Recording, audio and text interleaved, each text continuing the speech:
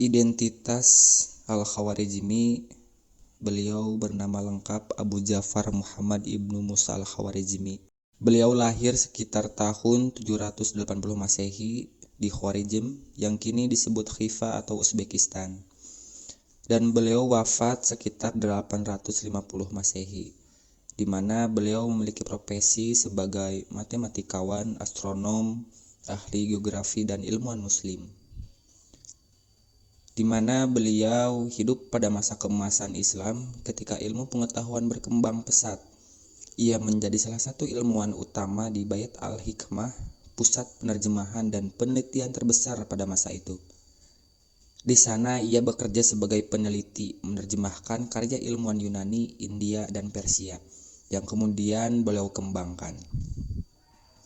Dan beliau memiliki julukan sebagai Bapak Aljabar, peletak dasar algoritma.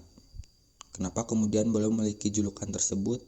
Karena kontribusinya yang besar terhadap matematika modern. Nah, adapun karya-karya dari Al-Khawarizmi, yang pertama itu ada Al-Kitab Al-Mukhtasar fi Hisab Al-Jabar wa Al-Muqabala. Karya yang paling terkenal, menjadi dasar ilmu aljabar modern, di mana pembahasannya mengenai persamaan linear dan kuadrat, metode penyelesaian aljabar, penggunaan aljabar dalam warisan perdagangan dan pengukuran. Yang kedua, karya dalam bidang aritmatika dan sistem bilangan. Yang pertama memperkenalkan sistem bilangan Hindu-Arab ke dunia barat. Yang kedua, bukunya diterjemahkan ke bahasa Latin abad ke-12 yang diberi judul Algoritmi de Numor Indorum. Dan yang ketiga itu nama algoritmi atau Al-Khawarizmi, melahirkan istilah algoritm. Dan yang ketiga, ilmu astronomi. Tabel astronomi yang memuat data pergerakan matahari, bulan, dan planet. Menjadi astronomi di dunia Islam dan Eropa selama berabad-abad. Yang keempat, beliau membuat sebuah peta dan buku geografi, menyusun peta dunia berdasarkan koordinat garis lintang dan bujur, menulis kitab geografi, surat Al-Arad. Yang ketiga, menentukan latitude dan longitude lebih akurat dari ilmuwan sebelumnya.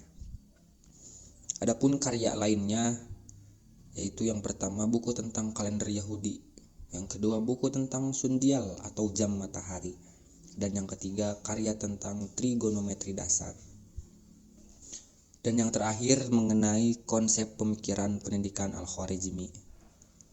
Walaupun dia tidak menulis buku khusus tentang pendidikan, ide-ide pendidikannya dapat dipahami melalui karya dan metodologinya. Yang pertama, pendidikan berbasis riset dan eksperimen. Al-Khawarizmi selalu menggunakan pengamatan langsung, perhitungan empiris, dan eksperimen matematis. Ia menunjukkan bahwa ilmu bukan hanya teori tetapi harus dibuktikan secara praktik. Yang kedua itu integrasi ilmu atau interdisipliner. Ia ahli dalam banyak bidang seperti matematika, astronomi, geografi. Ia menunjukkan konsep pendidikan integratif, yaitu memandang ilmu sebagai kesatuan yang saling mendukung. Yang ketiga, penyederhanaan ilmu agar mudah dipahami. Dalam aljabar, ia menyederhanakan rumus, metode penyelesaian, dan contoh aplikasi sehari-hari. Konsep ini menunjukkan bahwa pendidikan harus mudah dipahami, praktis, relevan, dan kehidupan. Yang keempat, pendidikan sebagai pemecah masalah, di mana Al-Khawarizmi menekankan problem solving yang dilihat dari metode penyelesaian persamaan linear atau kuadrat, penerapan matematika pada waris, dagang, dan survei tanah, di mana konsep ini relevan untuk pendidikan modern berbasis kompetensi.